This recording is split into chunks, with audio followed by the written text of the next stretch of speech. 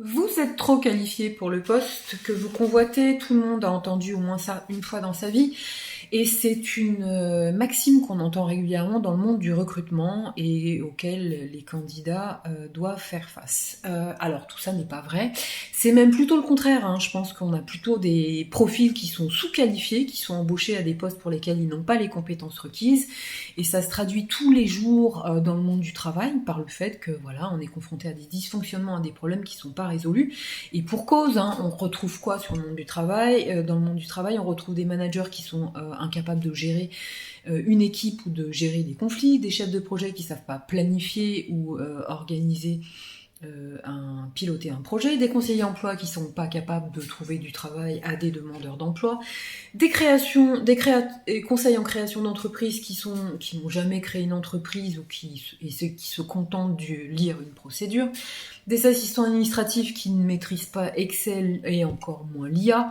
et des responsables RH qui ne comprennent pas les bases du droit du travail et qui recrutent parfois à l'instinct. Ça existe. Je vous garantis que j'ai déjà vu ça. Ça peut le faire, hein, recruter à l'instinct, mais c'est pas en général ce qui est requis. Il y a aussi des commerciaux qui connaissent pas leurs produits ou qui ont des problèmes de communication, des comptables qui font couler des entreprises et des responsables de communication qui ne gèrent pas les réseaux sociaux et qui ne savent pas comment réagir en cas de crise digitale. Toujours est-il que ça, voilà, c'est ce qu'on constate tous les jours dans les entreprises, et ce qui conclut à conclure, hein, que ben, ils sont pas compétents, tout simplement. Ça veut dire quoi? Ça veut dire qu'en amont, il y a des gens qui les ont recrutés pour des postes sur lesquels ils n'avaient pas les compétences requises. Donc, qu'est-ce que ça veut dire? Ça veut pas dire qu'il y a des profils surqualifiés, hein, qui se présentent pour des postes. Ça veut dire qu'on les embauche pas. Et pourquoi est-ce qu'on les embauche pas? Ça, c'est un autre problème. On les embauche pas. Pourquoi? Parce que qui est censé recruter ces profils? Ce sont des gens qui sont aussi sous-qualifiés.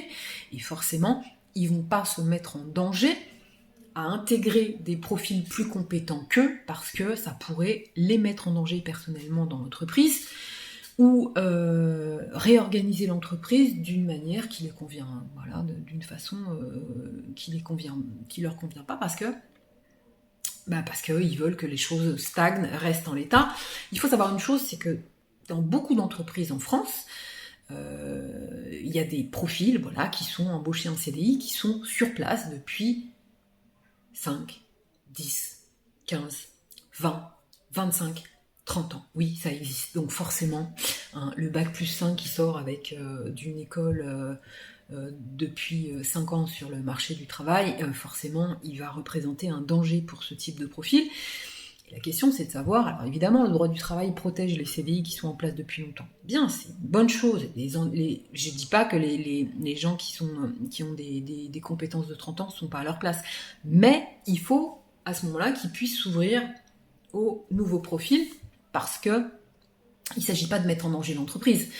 Hein, l'objectif, c'est quand même de la viabilité de l'entreprise. C'est pas de maintenir des gens à leur poste juste parce que ça leur fait plaisir et qu'ils ont besoin de maintenir leurs droits et leur salaire. Non, c'est pas comme ça qu'il faut raisonner. Donc évidemment qu'il faut intégrer les nouveaux profils disponibles sur le marché du travail, en particulier les bac plus 5. Personne n'est surqualifié pour un poste. Qui peut le plus, peut le moins. Donc a fortiori un bac plus 5, il est capable d'occuper des postes voilà, de bac qui requièrent un bac plus 2, un bac plus 3.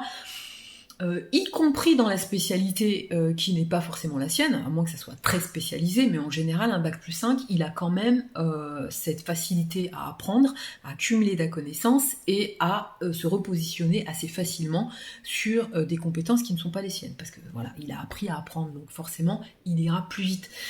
Il faut sortir de ces espèces d'idées reçues, hein, qu'on entend, hein, comme une bouillie, un vomi, hein, qu'on sort dans le marché du recrutement et de l'emploi.